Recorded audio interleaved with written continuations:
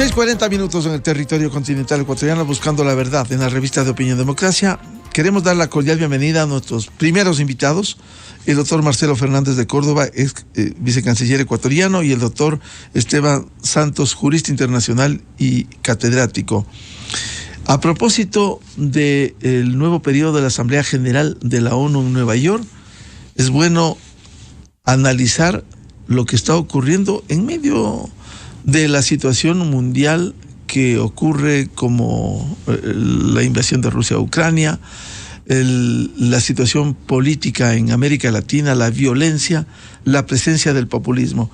Antes de darle la palabra, quisiera ilustrar al menos dos de los tantos discursos que han dado en el estrado de la Organización de las Naciones Unidas. En primer lugar, el presidente de Colombia, Gustavo Petro.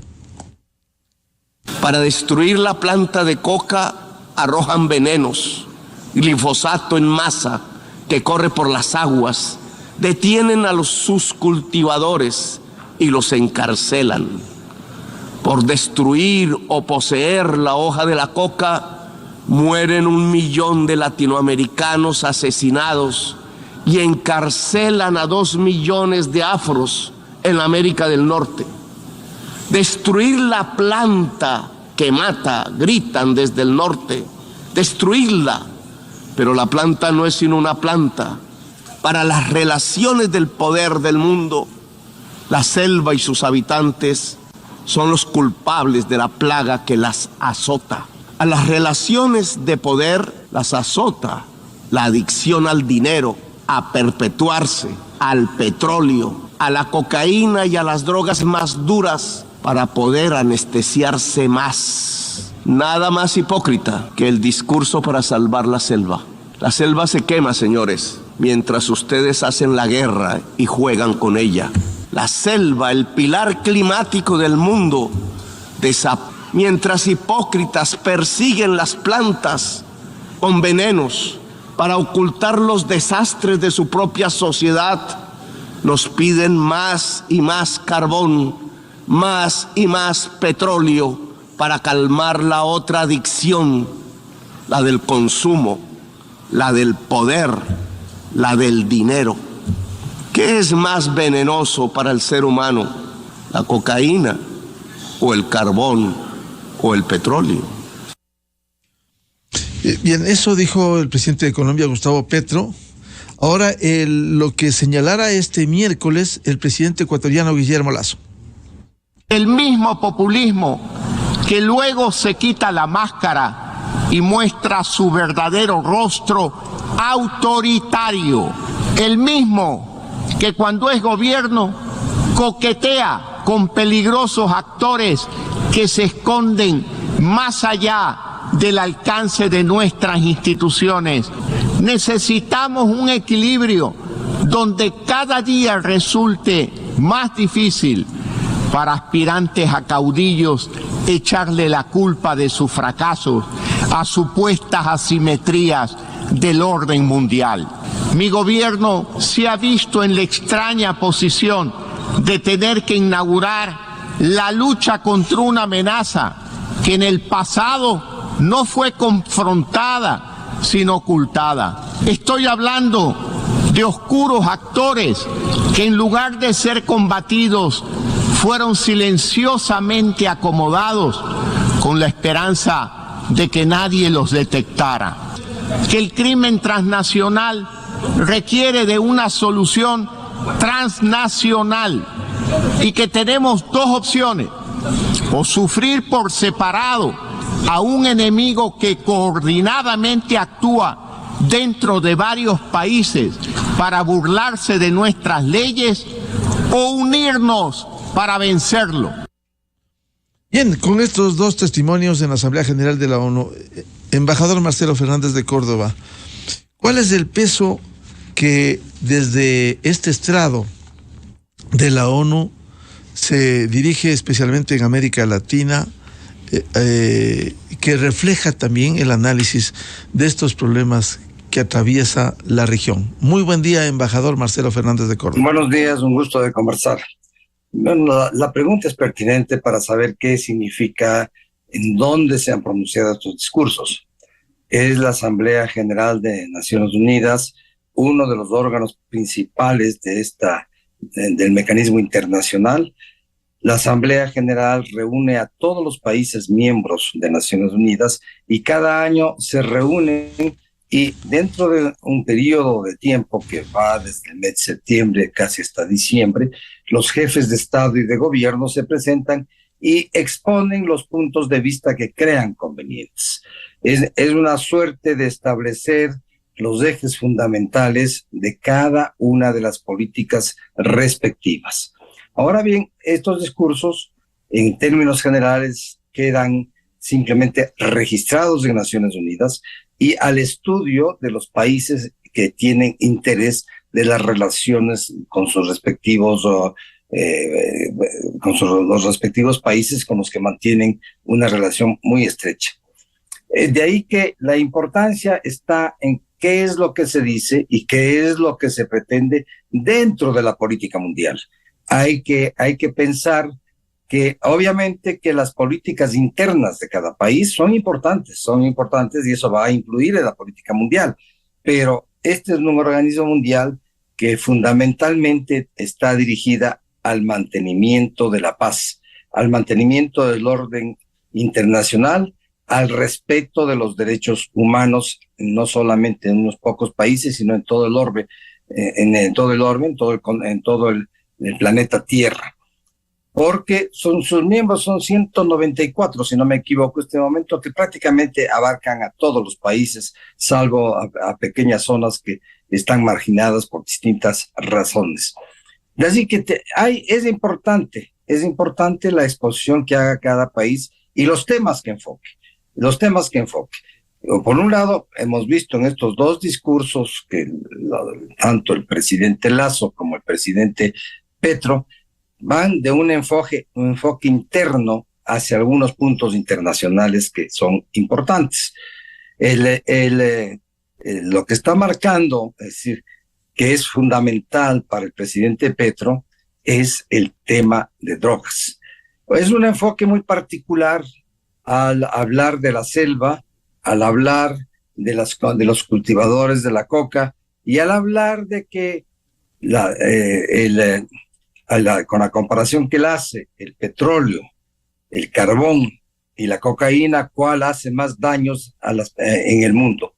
Y claro, son visiones particulares, porque hablar de 1 millón de muertos y hablar de miles de afectados por el petróleo y por el carbón y por la cocaína, él se dirigió en algo que no se mencionó, que son muy pocas las muertes directas de la cocaína. Esto es una visión muy particular, una visión que para nosotros los ecuatorianos tiene que preocuparnos fundamentalmente, porque si llega al extremo, que es que se ve hacia dónde está yendo él, ¿no?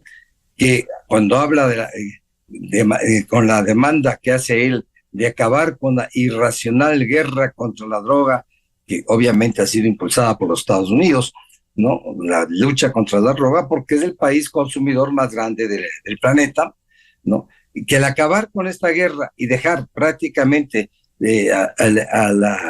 a la buena de Dios, como se dice, el cultivo y obviamente la comercialización de la cocaína en todos los países. Particularmente hay que pensar que Colombia es el mayor productor de cocaína en América Latina y prácticamente en el mundo, ¿no? Y esto puede afectarnos a nosotros. Nosotros tenemos una visión distinta al respecto.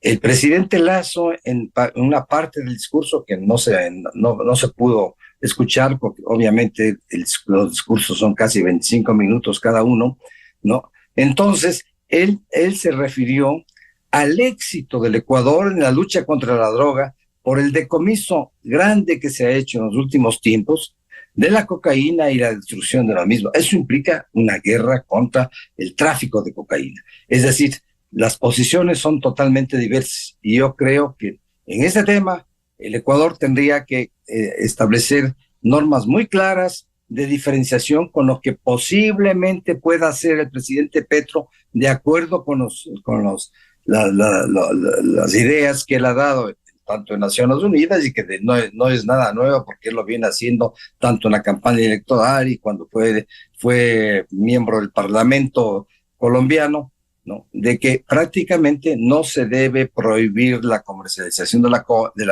cocaína y tampoco obviamente no se puede evitar, no se debe evitar la siembra y el cultivo de la cocaína por ningún medio. Yo creo que eso es un tema que nos debe preocupar. El Ecuador, nosotros padecemos de este momento una ola de droga que nos viene de Colombia, no es nada nuevo, nada nuevo. Desde el gobierno de Correa, pues se incrementó durísimo, ¿no? La comercialización y la presencia de la droga en la sociedad ecuatoriana.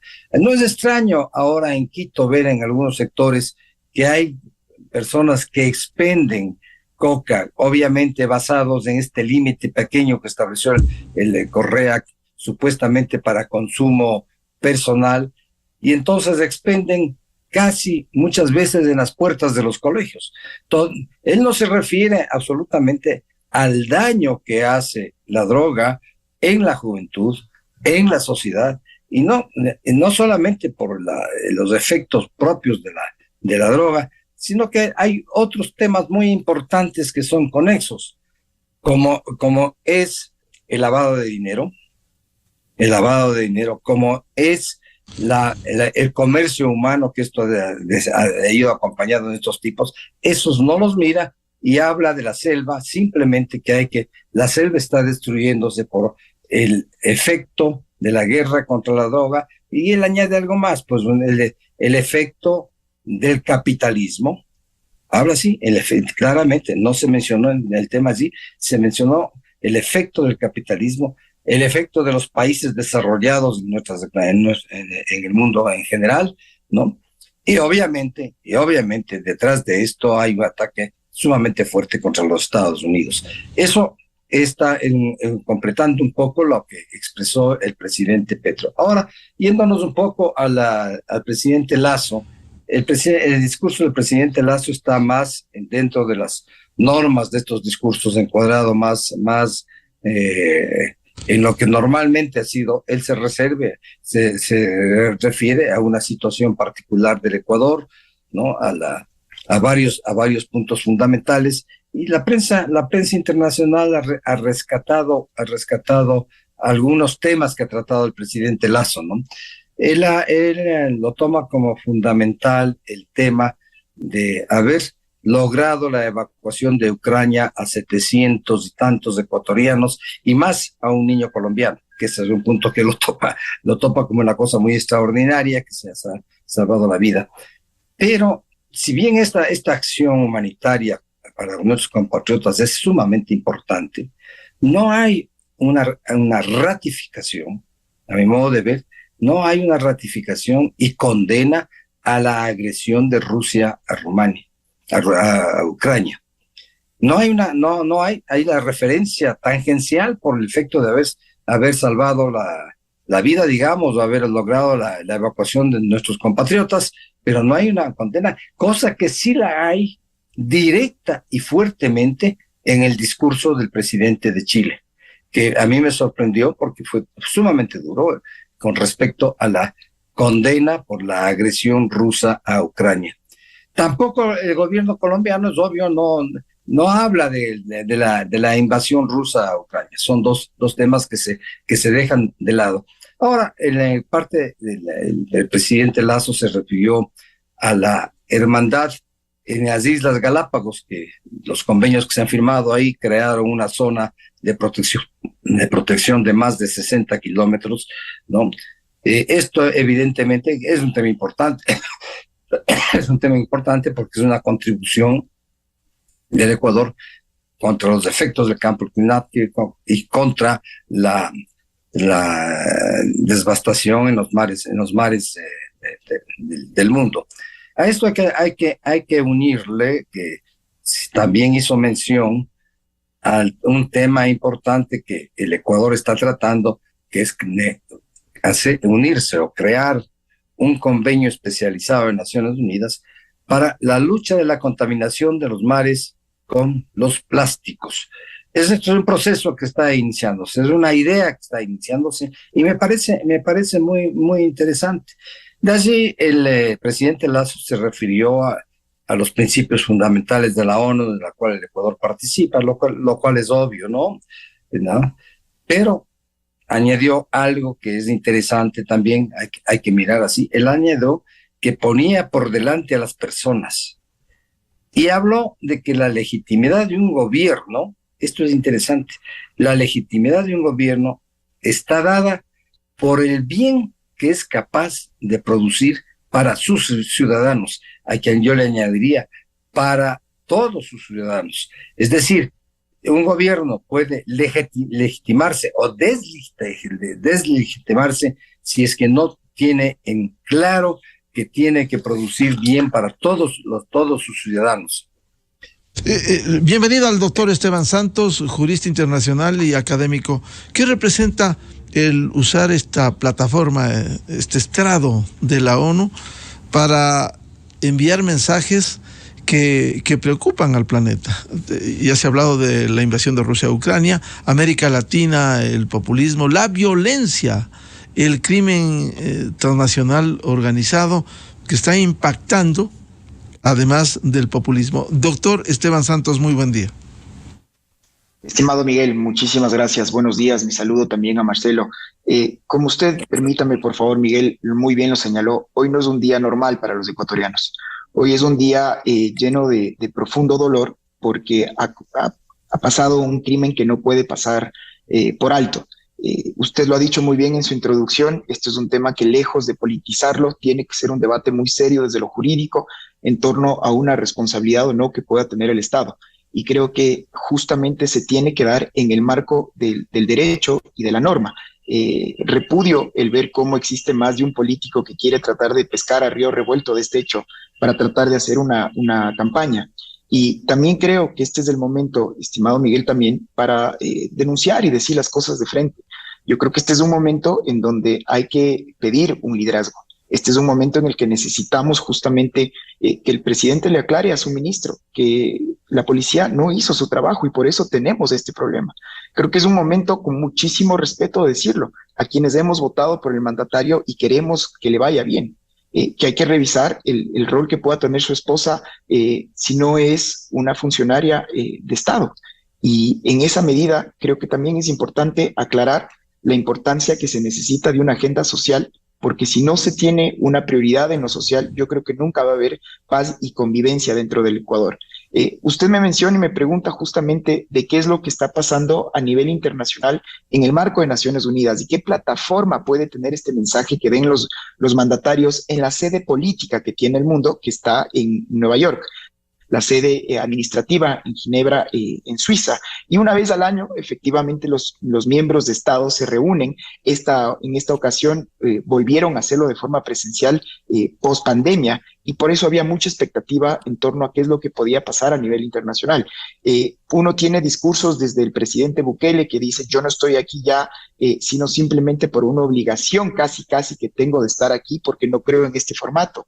Es increíble ver también la diferencia de criterios que se dieron al comienzo de los discursos. El ver por un lado el discurso de un presidente, Jair Bolsonaro, que básicamente es un presidente que está en campaña y que usó ese espacio para hablar mal de su contendor de Luis Ignacio Lula da Silva, pese a que no lo nombró directamente, pero hablando de esta guerra entre el bien y el mal y de cómo el Brasil ahora está perfecto, lo decía, que llegó a inocular a más del 80% de la población, cuando recordemos también todos los problemas que se dieron con el presidente Bolsonaro cuando fue él uno de los principales antivacunas, y recordemos también un año antes como fue el único presidente que no pudo acceder a cenas de Estado y se tomaba míticamente una foto comiéndose una pizza en esquina con sus ministros, porque al no haberse vacunado pues no lo podía hacer. Inmediatamente discursos como el presidente Boric, que en cambio tenían completamente otro sentir, sí condenando abiertamente una invasión de Rusia a Ucrania, algo que Bolsonaro no lo pudo hacer y no lo quiso hacer, y por otro lado un discurso de Boric que también regresaba a ver su agenda interna, que decía el hecho de que se pierda en este referendo constitucional no quiere decir que sea un golpe hacia su gobierno, en fin, cada uno de los gobiernos tratando de justificar un poco de agenda interna. Y cuando fue el turno del presidente Petro, Miguel, yo creo que este ha sido, como usted muy bien lo presentó, el primer discurso que más llamó la atención internacional y más caló. Creo que es un discurso muy de izquierdas que no deja de tener una verdad en sí. Se ha hablado mucho y creo que con usted mismo en este espacio hemos conversado en torno a lo que ha sido la lucha, la guerra contra las drogas en el Ecuador y en América Latina. Y creo que en un punto de coincidencia que tengo que darle la razón al presidente Petro es que luego de todas estas décadas de guerra en contra de la droga, es una guerra que se ha perdido y hay que reconocerlo porque las organizaciones transnacionales hoy operan más fuertes que nunca y tenemos estados que tienen que sentarse a negociar con grupos que operan al margen de la ley por el poder que tienen. Y la droga ha logrado corromper todo, Miguel. Ha logrado corromper instituciones del Estado, políticos, gremios de la producción. En fin, es un mal que carcome y daña a la sociedad, no solo por el mal físico que hacen los químicos en el cuerpo, sino por todo el problema social que está detrás. Entonces, un poco la idea... A propósito de lo que dice Esteban, si me permite, a propósito del señalamiento de Petro, lo que no dijo es que al no atacar, como él se pronuncia, al no atacar el cultivo de coca, la producción y el tráfico están garantizados. Y eso también nos afecta. Es posible que haya menos muertos por la droga, pero las alteraciones psiquiátricas, psicológicas, pueden ser más abundantes y eso es costoso para cualquier estado, para cualquier sistema de salud. Por ello, el tema no solo puede ser enfocado desde lo económico, sino también desde la salud, Esteban. Mire, yo creo que aquí hay que tener unas realidades. De acuerdo a la Alta Oficina de Naciones Unidas, el Ecuador hoy en día es el tercer país que más incauta droga en el mundo. Solo le superan Colombia y los Estados Unidos. Dese usted una idea de la magnitud de lo que estamos hablando. El Ecuador hoy en día incauta más droga que el Brasil, que es un continente entero. Entonces, claro, uno tiene que regresar a ver cómo interpreta esta realidad. El Ecuador está haciendo su trabajo y asimismo cuánta droga se está logrando pasar pese a todos estos esfuerzos. Entonces, Miguel, cuando uno pregunta y dice, ¿esto es un tema simplemente de salud pública o es un tema aparte también de políticas sociales y aparte también una política económica?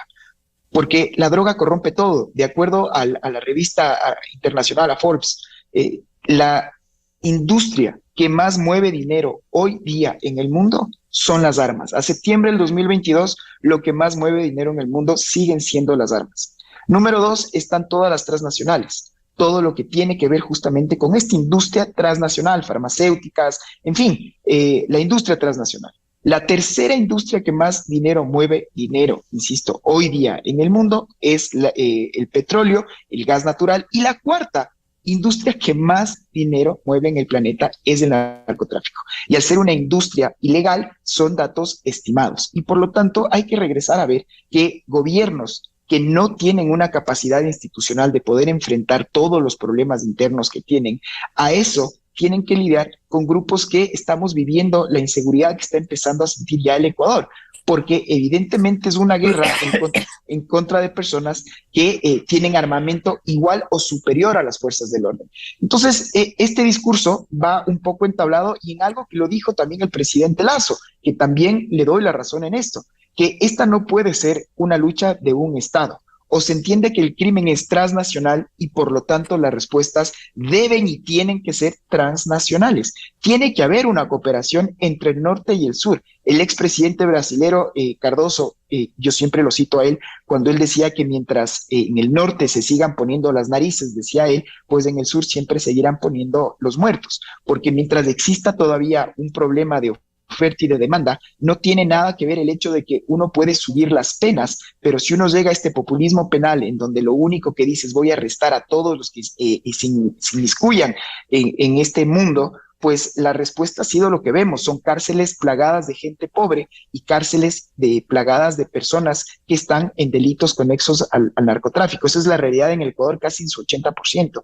Entonces, como una política de Estado, se tiene que regresar a ver este tema. Por supuesto que es muy difícil hablar de políticas de cambio cuando es un mal que carcome y que ha estado presente con tantas décadas, que ha causado tantas muertes de ciudadanos y que lo sigue haciendo. Y por lo tanto, creo que justamente estos son los espacios en el marco de la Organización Mundial de Naciones Unidas de poder denunciarlo y que ojalá no queden solo en discursos, porque la cooperación tiene que venir conjunta entre los países del primer mundo y entre los países que están en vías de desarrollo. Creo, y simplemente termino también diciendo esto, que la respuesta no puede venir solo con un prisma belicista, de mandar más armas, porque eso ya se intentó durante muchas décadas. Y por eso creo, y en eso insisto, comparto plenamente, que mientras no exista convivencia y paz, armonía en lo social, una inversión en lo social, jamás podremos tener una paz social como tal.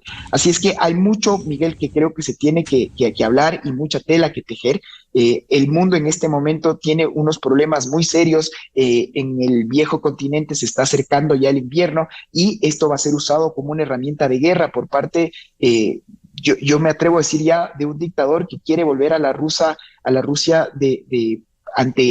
antes de la Primera Guerra Mundial, y en donde todavía con sueños faraónicos cree que puede volver a dibujar las fronteras territoriales, y eso con un costo en vidas humanas inimaginable. Y claro, la cooperación internacional por parte del primer mundo está causando que hoy día, evidentemente, los índices de inflación, pero sobre todo el precio de los commodities, vuelva a explotar. Y vemos, Miguel, que en el mundo es un mundo globalizado, y si es que no hay lugares en donde poder conseguir nuevas fuentes de energía, se tienen que regresar a ver a viejos enemigos, y ahí también hay un problema moral y social. Ahora de repente Irán ya no es un malo, el régimen del señor Maduro ya no es tan malo, porque hay un malo mayor. Son esos los temas que la comunidad internacional tiene que regresar a ver, y por supuesto, mientras todo esto pasa, siguen las preguntas latentes del cambio climático, de la lucha justamente con la pobreza y la inequidad, y todo esto lo que se espera es que no queden en discursos. Por lo tanto, es una oportunidad importante para que los gobernantes nos den una idea de cómo está su hoja de ruta, qué es lo que estamos viviendo y qué es lo que podemos esperar de cara a las siguientes políticas que se vengan a dar en el futuro inmediato. Se ha hablado mucho en este escenario de la ONU la necesidad de la cooperación conjunta. Doctor Marcelo Fernández de Córdoba, ¿cómo lograr? El propio presidente ecuatoriano invocaba casi dramáticamente que el Ecuador necesita más colaboración para enfrentar al narcotráfico y el crimen transnacional organizado. ¿Cómo plasmar esto que corroe a América Latina y al mundo? Bueno, evidentemente el tema de la droga, del tráfico de la droga, del consumo de la droga es muy complejo, porque evidentemente hay un sitio en que se produce la droga, que en este caso es la cocaína, el mayor productor es Colombia, y el mayor consumidor son los Estados Unidos. Podríamos decir que si no hubiera consumidores, no hubiera productores. Y si no hubiera productores, no hubiera consumidores. Es un círculo vicioso muy difícil de marginarlo. De allí es absolutamente cierto que sin una cooperación internacional, sin una cooperación de productores o de países por los cuales circula la droga, yo sigo creyendo que el Ecuador todavía, a pesar de que ya tenemos algo de producción nacional, digamos, de droga, somos una vía de paso, de salida de Colombia para salir hacia el Océano Pacífico y enviar la droga hacia el norte y hacia Europa. Entonces, si no existe una colaboración de los países serias en estos temas, no se va a poder acabar.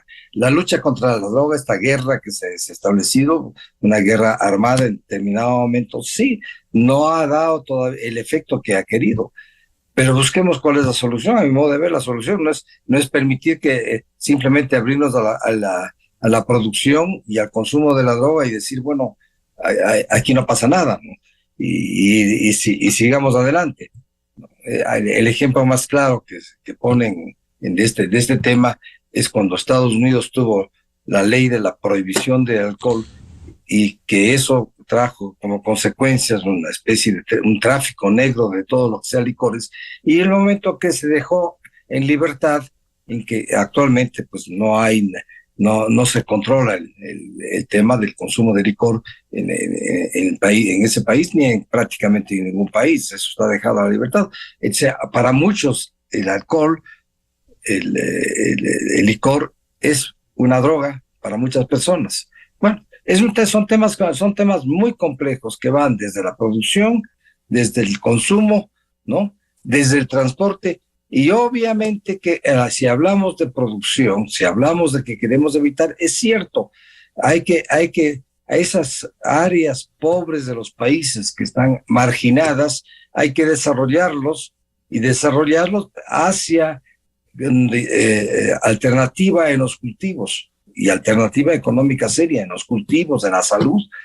Hay que promover la salud, la información clara de los peligros que la droga trae consigo. Todo esto hay que hacerlo. Es un tema muy complejo.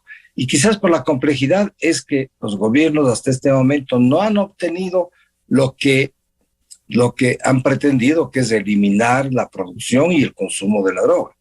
Porque siempre hay un sitio en el globo de que se lo produce y hay un sitio que demanda cada vez más el producto.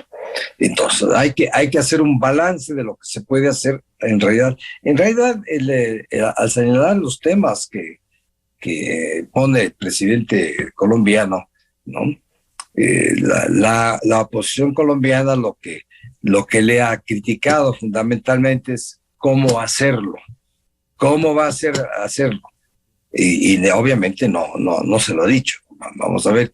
Y de ahí hay el peligro que yo siempre miro, que el gobierno nuestro tiene que estar advertido de lo que puede pasar y debe tener la previsión exacta de qué debe hacer para evitar que los ecuatorianos consuman droga. Obviamente, lo fundamental es desarrollar al país socialmente, crear un ambiente y crear una sociedad en que exista una igualdad real, un reparto de la riqueza razonable, el crear nueva riqueza precisamente para que esto se difunda. Todos son tipos concomitantes. El tema no es simple, bajo ningún punto de vista.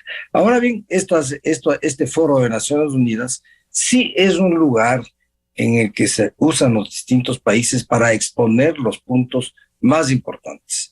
Hemos mencionado al presidente Petro, al presidente de Chile, el presidente del Ecuador, el presidente Bukele, y obviamente la resonancia de lo que estos países digan, ¿no? La resonancia está en la coincidencia de temas, por un lado, porque eso es fundamental para lograr un apoyo, la coincidencia de temas y la importancia que tiene el país. Vemos que de los discursos que actualmente se han dado, aquí no se ha mencionado todavía el discurso del presidente Biden de los Estados Unidos. Lo fundamental del discurso de Biden es una condena abierta a Putin. Él habla de una guerra cuyo único responsable es Putin. Y bueno, y estamos viendo que las cosas se han dado de ese modo, a tal punto que en estos días Putin está hablando de llamar reservistas para integrar el ejército y convocar a 300,000 reservistas. Se supone que ya la invasión fue hecha con 300,000 miembros de las Fuerzas Armadas rusas. Ahora requieren el apoyo de 300,000 reservistas que van a ser entrenados rápidamente y enviados al frente de batalla. Vamos a ver qué es lo que sucede. Y siempre está la amenaza del presidente ruso de usar las armas nucleares que posee la Unión Soviética. Aunque ese es un tema que merece un análisis especial, porque si el primero que dispara no va a triunfar, la destrucción va a ser masiva hacia los dos lados. Y yo creo que nadie quiere un acto de suicidio colectivo, que sería el uso de armas nucleares. Pero la amenaza está pendiente está latente, dentro de las posibilidades que habla el presidente Putin. Así es. Doctor Esteban Santos, ¿cómo lograr esta cooperación conjunta frente a tantos problemas? Y uno de ellos, los que aqueja a América Latina, la violencia, el crimen organizado, el narcotráfico. Sí, Miguel, creo que se han dicho temas muy interesantes en este espacio y creo que justamente es importante regresar a ver a la historia para poder hacer un análisis del presente y poder predecir de mejor manera el futuro. Y estoy de acuerdo en regresar a ver lo complejo de hablar del crimen transnacional, lo complejo de hablar de regularizar o legalizar sustancias sujetas a fiscalización hoy por hoy. Creo que el caso de los Estados Unidos a comienzo de siglo, que se lo mencionaba, es un buen ejemplo. El momento de la prohibición que se dio en los Estados Unidos, ¿la gente dejó de tomar? Sería una pregunta. ¿O nació Al Capone? Y después de eso, en ese momento, en la prohibición, una vez que se dejó de prohibir el alcohol en los Estados Unidos, ¿por qué se dejó de un lado todo lo que se conoce ahora como sustancias químicas? Por un mero hecho de que todavía no existían como tal y no había un mercado en ese momento de sustancias como la cocaína o la marihuana. Hoy en día, efectivamente, la droga que más muertes causa en el mundo se llama alcohol y esa también es una realidad. Todos conocemos que es una sustancia que si es que uno abusa, pues evidentemente le va a hacer mucho daño a su salud.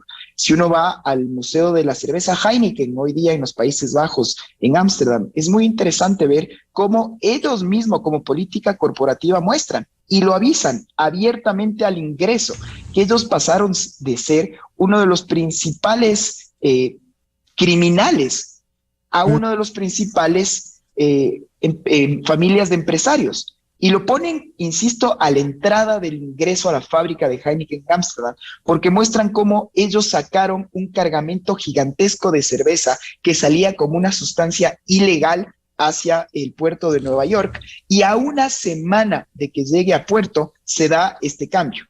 Y cuando llega este cargamento que salió como una sustancia ilegal, llega a la semana de declarada el fin de la prohibición y por supuesto ahora la familia Heineken es uno de los empresarios más exitosos. Con esto solo le quiero decir que creo que esto es un tema que hay que conversarlo muy en serio.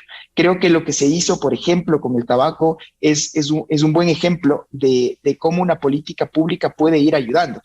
La gente ha dejado de fumar en gran medida porque uno entiende el gravísimo daño a la salud que el cigarrillo puede hacer. Si uno ve a una mujer embarazada fumando, es la propia sociedad la que le dice, oiga, cuide un poco su salud y la de su hijo que viene ahora. Tal vez, Miguel, yo siempre regresando a ver en la universidad, cuando estoy en el aula, y este semestre que tengo la oportunidad de prestar mis servicios en algunas universidades, me tomo el trabajo de preguntarles a mis alumnos, oigan, ¿y ustedes cuando salen a una fiesta ahora, qué tan difícil es conseguir una sustancia sujeta a fiscalización? Y normalmente tengo risas. Y esto es algo que hay que decirlo, está tan inmerso en nuestra cultura y el hecho de que es un secreto a voces, que creo que es importante regresarlo a ver como una política de Estado. Claro. Entonces creo que aquí estamos todos de acuerdo. ¿Casi normalizado, Esteban? ¿Casi normalizados? Y aquí viene esta pregunta, porque casi normalizados, Miguel, cuando uno regresa a ver a la marihuana, y ahora ya no es el cuco que era hace algunos años, y ahora ya hay industrias que operan en el Ecuador legalmente de marihuana, lo que no se tiene es el componente activo. Y entonces pasan las décadas, y quién sabe que el día de mañana con la marihuana se tenga un trato diferenciado, porque se ha visto que puede ser que tenga alguna, como efectivamente se están dando resultados en el área médica para algunas dolencias. Pero aquí lo que estamos hablando es sobre el componente activo, si es que esto debería ser permitido como un psicotrópico. No, esta es una discusión fascinante. En el Museo otra vez de la Marihuana, y sigo en Ámsterdam, hablan de un país exótico como el Ecuador y mencionan a la ayahuasca como una sustancia alucinógena que es considerada ancestral y que por lo tanto es permitida, y cuando uno va a una región amazónica lo puede probar, pues, y es una sustancia muy fuerte que puede causar dependencia y que por supuesto es alucinógena. Y como le repito, entonces yo creo que esta es una conversación que se lo tiene que hacer desde el lado técnico, sin dogmas, y tratando sobre todo, para mí, Miguel, entender que luego de todas estas décadas, regresemos a ver si es que efectivamente se han dado pasos firmes en torno a lo que queremos: reducir el consumo, reducir las muertes y reducir la fuerza que tienen estas ya organizaciones transnacionales que operan al margen de la ley. Y yo me permito decir que sobre las 3 puntos, las 3 métricas lamentablemente son negativas. Hay más consumo, hay más producción, hay más violencia y las organizaciones son cada vez más fuertes. Por lo tanto, seguir haciendo lo mismo y pedir resultados diferentes es la definición que Einstein decía de locura. Correcto. La revista de Opinión Democracia agradece la participación del ex vicecanciller, el embajador Marcelo Fernández de Córdoba, y el jurista internacionalista y académico doctor Esteban Santos sobre las implicaciones de esta Asamblea General de la ONU y sus discursos. Muchas gracias, muy amables, muy buen día. Gracias también, buenos días. Muy buen día. 7:20 minutos en el territorio continental ecuatoriano, buscando la verdad en la revista de Opinión Democracia. Vamos a una pausa publicitaria y ya volvemos con el subdecano de la Facultad de Jurisprudencia de la Universidad Central, el penalista doctor Ramiro García Falconi, y el constitucionalista y académico doctor André Benavides sobre los temas de la justicia. Evidentemente vamos a tocar el caso de María Belén Bernal, pero también cómo dar garantías a los jueces, a los fiscales, luego de los hechos lamentables que el país ha visto con los asesinatos. Miguel Rivadeneira en la revista de Opinión Democracia. Amor, pásame el coso ese. ¿Qué coso, mamá? Ash, el coso ese, amor. Mira ese. ¿Qué coso?